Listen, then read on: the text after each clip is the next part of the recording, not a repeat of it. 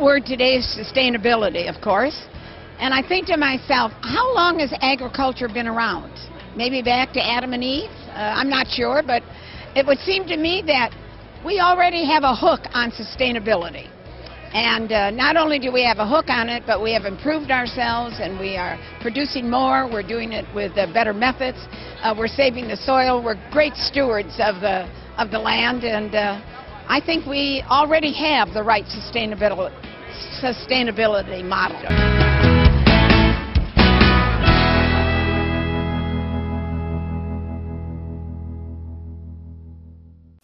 Wayne Hurst is president of the National Association of Wheat Growers, and Wayne, we were talking before we went on the air here, a lot going on in the wheat industry and in the policy arena in particular, and most of the chatter at Commodity Classic, policy-wise, about the Farm Bill, and I know NOG has certainly been involved in efforts to try to get agriculture groups together, try to forge some common positions to help lawmakers write the bill.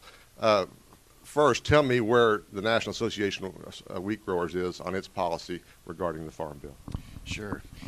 It's good to be here. And yes, we have been working very closely on the Farm Bill. You know, we've been discussing and analyzing this Farm Bill issue fairly heavily for the last 2 years through the committee structure. We had a nationwide survey a couple of years ago of wheat farmers across the country to kind of see what was important to them. And we've taken the results of that survey along with the representation from our member states, and we've looked at new proposals, we've looked at old programs and so forth, and then also, of course, taking into account the current political climate and the budget climate that we're in, and the market climate, of course, that we're seeing right now too. It's all kind of led us to where we are, and frankly, we believe that a multi-legged safety net is still very important, and we're striving to maintain crop insurance as a principal part of that safety net, but also there are other tools available and that we're lobbying for and working with our fellow commodity groups and farmer organizations with to help enhance that safety net. And so that's kind of philosophically kind of where we're coming from. Okay, in addition to crop insurance, then, are you looking at some sort of a whole farm revenue assurance plan right now? Is that your preference on the revenue side? Something that will complement. Yes, something that will complement the crop insurance and help cover some more of that risk. It's not our goal, and you can't totally eliminate risk, and I think most of us feel that wouldn't be appropriate either. But even with crop insurance, we know that if you have a number of successive years of tough times due to weather or prices or whatever, you know, the accumulation of several years or a number of years can take you out anyway. Mm-hmm. And so we feel like crop insurance, in most cases, needs a little bit of help. Wheat will be the first commodity which will fall in a new crop year 2013 without a farm bill. Knowing what you know right now, what do you think the odds are of Washington enacting new farm legislation this year? And put it in your own words, just how important it is for wheat growers. It's very important. All right, I'll just talk like a farmer right now. It's time to quit bickering and get something done.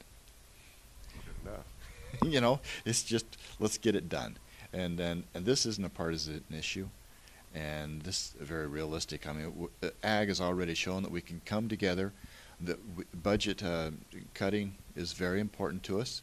We want the farmers and our families and rural communities want the federal government to get things right and get things straightened out. And we're just getting a little frustrated sometimes by all the bickering and so forth. And we'll do our part and we've already shown that we'll do more than our part, frankly, to help on the budget situation. But let's get something done, and let's keep a farm bill in place. We need that certainty as we move forward to succeed, and there's no reason this can't be done now, and we want both sides of Congress and the President to work together, and let's get it done. No secret that wheat acres in this country have been on a long-term decline, trending lower. have you arrested that trend? And if so, what does the industry need to do to become a growth industry once again in terms of acreage? Sure. You know, we still are an important commodity, of course. 20% of the world's calories come from wheat, and the United States provides a good share of those calories. And we want to continue to be able to do this. But yes, wheat acreage in relation to the other crops has declined. We've stressed for several years and realized that it's very important that research there's an investment in research, both privately and publicly.